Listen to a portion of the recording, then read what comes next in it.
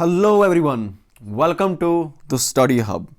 तो हम आपकी इन्वायरमेंट एंड इकोलॉजी को पढ़ रहे हैं। इन्वायरमेंट एंड इकोलॉजी के अंदर हमने लास्ट लेक्चर में प्रोडक्टिविटी एंड डिकम्पोजिशन के बारे में पढ़ा था। आज एक और इम्पॉर्टेंट टॉपिक आता है आपका, इसका नाम है इकोटोन एंड इकोसलाइन। ठीक है, तो इकोटोन एंड इकोसलाइन बहुत इंपॉर्टेंट टॉपिक रहता है। यहाँ से क्वेश्चंस आते हैं, पहले भी आ चुके हैं और आगे आने के भी चांसेस रहते हैं, और टॉपिक भी काफ़ी ज़्यादा इंपॉर्टेंट है, इसलिए आज इस टॉपिक को हम अच्छे से पढ़ेंगे। ओके, तो हम समझने जा रहे हैं इकोटोन। तो देखिए, इकोटोन बेसिकली क्या है। इकोटोन बेसिकली एक जोन ऑफ जंक्शन हम इसे कह सकते हैं, यानी जहाँ पर दो अलग अलग इकोसिस्टम मिल रहे होंगे तो वहाँ पर बीच में, उन दो इकोसिस्टम के बीच में एक बाउंड्री क्रिएट होती है, उस बाउंड्री को हम इकोटोन कहते हैं। समझाने की कोशिश करता हूँ। मान लो ये यहाँ पर एक इकोसिस्टम है, ये कौन सा इकोसिस्टम है, ये मान लो ये डेजर्ट इकोसिस्टम है, डेजर्ट है ये। ओके, बायोम मान लो ये डेजर्ट बायोम है। ओके, और दूसरी तरफ से है आपके, मान लो ये एक फॉरेस्ट है, तो ये डेजर्ट है और ये एक फॉरेस्ट है। अब जब आप डेजर्ट से फॉरेस्ट की तरफ चलोगे, यहाँ से डेजर्ट से फॉरेस्ट की तरफ चलोगे, तो ऐसा नहीं है कि अचानक से जो है, अचानक से एक लाइन आ जाएगी जहाँ पर डेजर्ट बिल्कुल ख़त्म हो जाएगा और जहाँ पर बिल्कुल सामने से आपको फॉरेस्ट दिखाई देगा, बड़े बड़े पेड़। ऐसा नहीं होता। बेसिकली होता क्या है, जब आप डेजर्ट से आगे बढ़ रहे हो फॉरेस्ट के लिए, तो आराम आराम से डेजर्ट वाले फीचर ख़त्म हो जाएंगे और फॉरेस्ट वाले फीचर आने शुरू हो जाएंगे। वो कैसे होगा, जब डेजर्ट से आगे बढ़ रहे होंगे तो आराम आराम से क्या हो जाएगा, आराम आराम से घासें, पहले तो क्या होगा, पहले तो बिल्कुल रेत ही रेत होगी हर तरफ। आराम आराम से आपको क्या दिखाई देगा, घास आनी शुरू हो जाएगी, थोड़ी थोड़ी घास, फिर आराम आराम से वो घास बढ़नी शुरू हो जाएगी, थोड़े थोड़े पेड़ आने शुरू हो जाएंगे, थोड़े थोड़े पेड़, और फिर आराम आराम से बड़े बड़े पेड़, और इस तरह से आप एक डेंस फॉरेस्ट के अंदर एंटर हो जाओगे। ऐसा नहीं है कि अचानक से यहाँ पर डेजर्ट खत्म हो और यहीं पर बिल्कुल सामने फॉरेस्ट शुरू हो गया, ऐसा नहीं होता। तो आराम आराम से जो चेंज आता है, ये जो आराम आराम से ग्रेजुअल चेंज आता है, इसको हम क्या बताते हैं, ये आ गया आपका इकोसलाइन। लेकिन ओवरऑल जो बीच में ये एरिया डेवलप होता है, जो ना ही डेजर्ट है ना ही फॉरेस्ट है, इन दोनों के साथ थोड़ा थोड़ा मिलता हुआ है, तो ये कौन सा आ जाएगा, ये आपका इकोटोन आ जाएगा। अब यहाँ पर इस जिफ के अंदर देख लीजिए, ये एक बच्चा है, ये चल रहा है। अब इसको शुरू हम कहाँ से करते हैं, ये देख लीजिए, डेजर्ट से इसने चलना शुरू किया, आराम आराम से घासेस आ गई, आराम आराम से देखो घास घनी हो रही है, आराम आराम से पेड़ आ गए, और आगे जाकर जो है एक बहुत बड़ा जंगल आ जाएगा। ठीक है, तो ये जो आराम आराम से ये जो चेंज आ रहे हैं, इस आराम आराम से इस स्लो चेंज को हम क्या बताते हैं, इस स्लो चेंज को हम इकोसलाइन बताते हैं। लेकिन ओवरऑल जब आप यहाँ से इस डेजर्ट से इस फॉरेस्ट की तरफ जा रहे थे, तो बीच में वो जो ग्रास लैंड वाला एरिया आ जाएगा, वो आपका इकोटोन कहलाएगा। ओके, आई होप ये कॉन्सेप्ट आपको क्लियर हुआ होगा। अब जानते हैं इसके अंदर क्या क्या चीज़ें हैं। तो इकोटोन की अगर हम बात करें, इकोटोन बेसिकली क्या है, तो इकोटोन बेसिकली आपका जोन ऑफ जंक्शन है। जोन ऑफ जंक्शन का मतलब क्या है, जहां पर दो चीज़ें आकर मिलती हैं, यानी एक इकोसिस्टम के फीचर और दूसरा दूसरे इकोसिस्टम के फीचर, या फिर ट्रांजिशन एरिया है। ट्रांजिशन एरिया का मतलब क्या है कि एक एरिया से दूसरी एरिया में जाने वाला एक रास्ता है, ये बिटवीन टू बायोम, दो बायोम के बीच में हो सकता है, जैसे मैंने आपको बताया डेजर्ट और फॉरेस्ट के बीच में, या फिर दो डाइवर्स इकोसिस्टम, या फिर दो इकोसिस्टम होंगे, एक तरफ से एक्वेटिक इकोसिस्टम होगा, एक तरफ से टेरेस्ट्राइल इकोसिस्टम होगा। यहां पर देख लीजिए, जैसे ये है, यहां पर आप देख सकते हैं, ये पीछे क्या है, पीछे है आपका टेरेस्ट्राइल इकोसिस्टम, ठीक है, लैंड वाला, और सामने आपका एक्वेटिक इकोसिस्टम है। अब यहां पर बीच में आप देख लीजिए, ये कौन सा एरिया है, ये देख लीजिए, न तो ये पीछे इस एरिया के साथ पूरा का पूरा मिल रहा है, ना फिर ये इस एरिया के साथ मिल रहा है। तो दोनों के साथ ही थोड़ा थोड़ा यहाँ पर आपको पानी की नमी भी मिलेगी और यहाँ पर लैंड की ड्राइनेस भी होगी। तो ये जो दोनों फीचर इस एरिया के अंदर है, इसे क्या कहते हैं, ये एक इकोसिस्टम की एग्जांपल है। अब ये नैरो इकोसिस्टम है, इसी तरह से इकोसिस्टम बड़ा भी हो सकता है, जैसे कि कौन सा इकोसिस्टम हो सकता है, ये वाला ग्रासलैंड वाला इकोसिस्टम।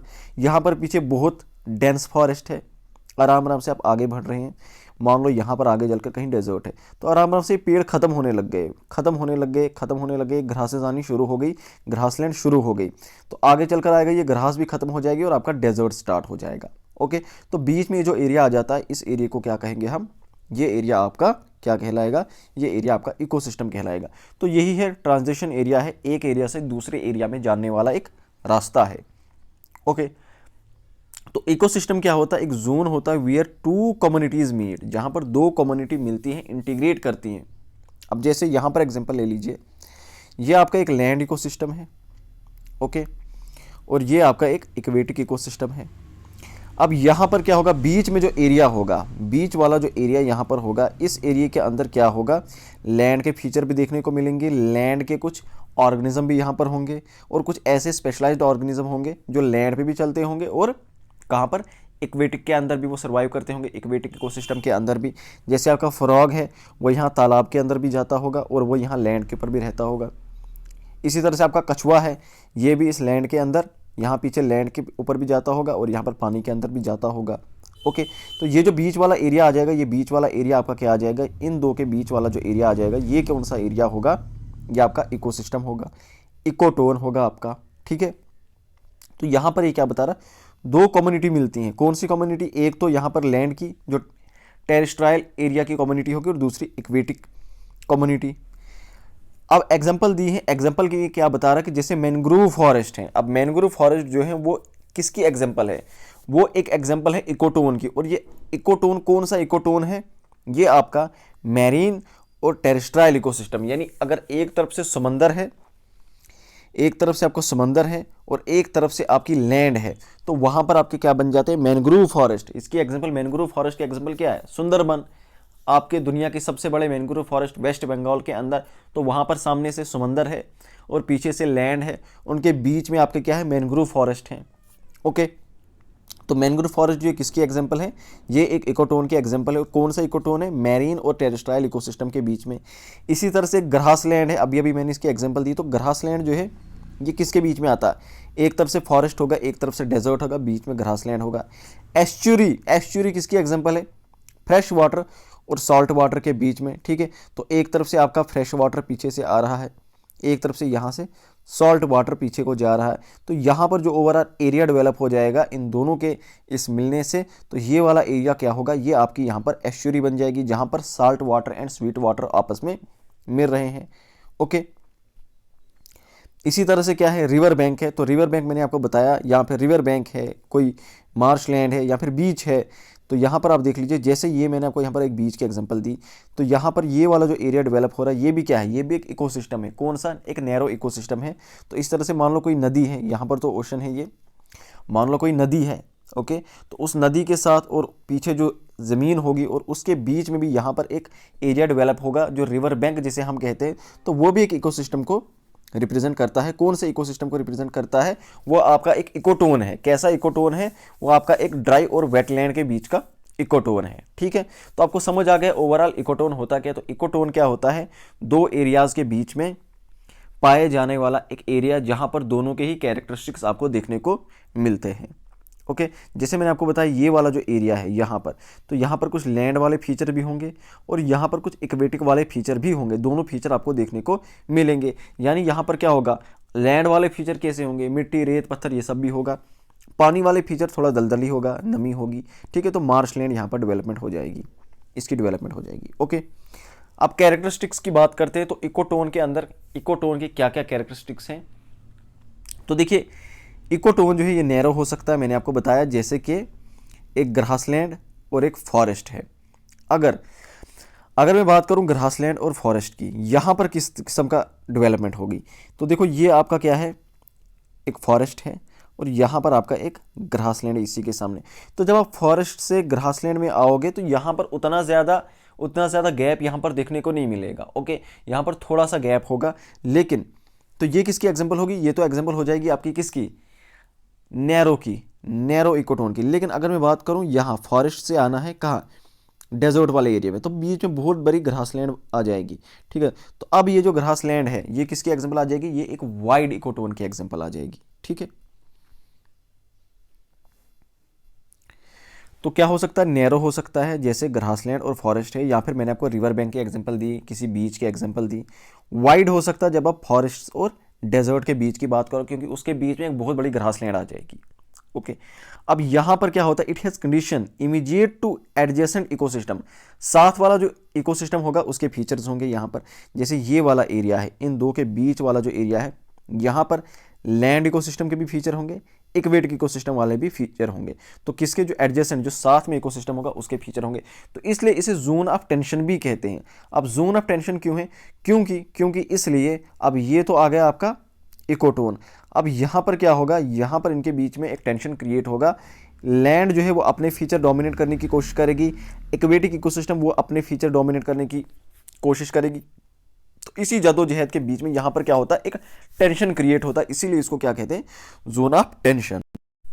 उसके बाद क्या होता है, जैसे जैसे आप एक कम्युनिटी से दूसरे कम्युनिटी की तरफ बढ़ते हैं तो एक कम्युनिटी के जो फीचर होते हैं या स्पीशीज जो होती है वो क्या होती है, वो डिक्रीज होनी शुरू हो जाती है। अब अगर आप यहाँ से लैंड से बढ़ रहे हो इसकी तरफ, तो लैंड वाले फीचर आराम आराम से ख़त्म होने शुरू हो जाएंगे, इक्वेटिक वाले आने शुरू हो जाएंगे। ओके, या फिर आप इक्वेटिक इकोसिस्टम से बढ़ रहे हो आगे, तो इक्वेटिक वाले फीचर खत्म होने शुरू हो जाएंगे, लैंड वाले आ जाएंगे। ठीक है ना। तो जैसे जैसे आप इस तरफ बढ़ रहे हो तो लैंड वाले फीचर क्या हो रहे हैं, डिक्रीज हो रहे हैं, और इक्वेटिक फीचर जो है वो बढ़ रहे हैं। ओके, इस तरह से अगर हम कहें आप इक्वेटिक से आ रहे हो, यहाँ से आ रहे हो, तो इक्वेटिक वाले फीचर खत्म हो जाएंगे, लैंड वाले फीचर जो है वो बढ़ने शुरू हो जाएंगे। आई बात समझ। ओके, तो उसके बाद ये क्या बता रहा है, उसके बाद ये बता रहा है ये लीनियर होता है, और ये क्या बताता है, प्रोग्रेसिव इंक्रीज दिखाता है एक स्पीशी की जो आ रही है of one incoming community and simultaneously decrease in species of the outgoing adjacent community. यही बात मैंने आपको समझाई। होता क्या है, लीनियर होता है, प्रोग्रेसिव होता है, यानी लैंड वाले फीचर जो है वो आराम आराम से प्रोग्रेशन के अंदर वो आराम आराम से खत्म हो जाएंगे, इक्वेटिक वाले आने जो है वो शुरू हो जाएंगे। आई बात समझ। यहाँ से अगर चले तो इक्वेटिक वाले डिक्रीज हो जाएंगे और लैंड वाले आने शुरू हो जाएंगे। तो यही यहाँ पर कहने का मतलब है। ठीक है, तो हो गया आपका कौन सा, इकोटोन वाला कॉन्सेप्ट जो है आपको क्लियर हुआ होगा। ठीक है, तो इसके एग्जांपल जैसे मैंने अभी आपको दी, जैसे एस्चुरी है, यहाँ पर आप देख सकते हैं एक तरफ से समंदर का खारा पानी आ रहा है, दूसरी तरफ से रिवर का स्वीट वाटर जो है वो यहाँ से जा रहा है, और बीच में क्या डेवलपमेंट हो जाएगी, यहाँ पर आपकी एस्चुरी डेवलप हो जाएगी। ओके, अब इकोसलाइन क्या होता है, तो इकोसलाइन मैंने आपको बताया था कि देखो जब हम यहाँ से जा रहे हैं, यहीं पे समझा देता हूँ फिर से, देखो जब हम यहाँ से जा रहे हैं, लैंड से जा रहे हैं इक्वेटिक बॉडी की तरफ, तो आराम आराम से लैंड के फीचर खत्म हो जाएंगे और आराम आराम से इक्वेटिक फीचर जो है वो बढ़ने शुरू हो जाएंगे।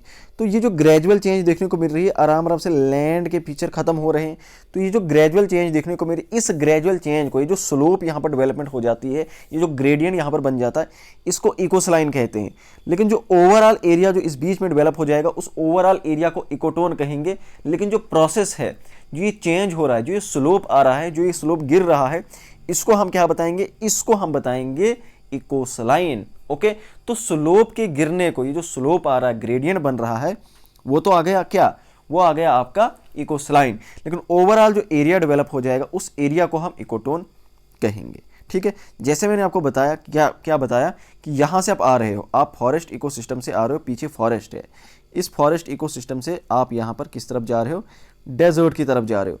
तो आराम आराम से फॉरेस्ट वाले फीचर खत्म हो जाएंगे, पेड़ कम हो जाएंगे, वो एनिमल जो है, वो स्पीशीज जो है वो कम हो जाएंगी, तो आराम आराम से ग्रासलैंड वाले आ जाएंगे। ओके, तो आराम आराम से ये ग्रासेस जो है ये भी आराम आराम से खत्म हो जाएंगे और आगे डेजर्ट स्टार्ट हो जाएगा। तो ये जो अचानक से ये स्लोप देखने को मिला, ये जो गिरावट आराम आराम से आ रही है, इस गिरावट को हम क्या कहते हैं, ये आपका इकोसलाइन होगा। आई बात समझ। तो क्या बता रहा है, इकोसलाइन क्या होता है, gradual, it is a, ecocline is a zone of gradual but continuous change, gradual आराम आराम से आ रही, लेकिन कंटिन्यूअस चेंज आ रही है from one ecosystem to another where there is no sharp boundary, कोई शार्प बाउंड्री नहीं है। ऐसा जैसे मैंने आपको बताया कि ये डेजर्ट है, अचानक से डेजर्ट खत्म होकर फॉरेस्ट शुरू नहीं हो जाता है, आराम आराम से चेंज आ जाती है, आराम आराम से।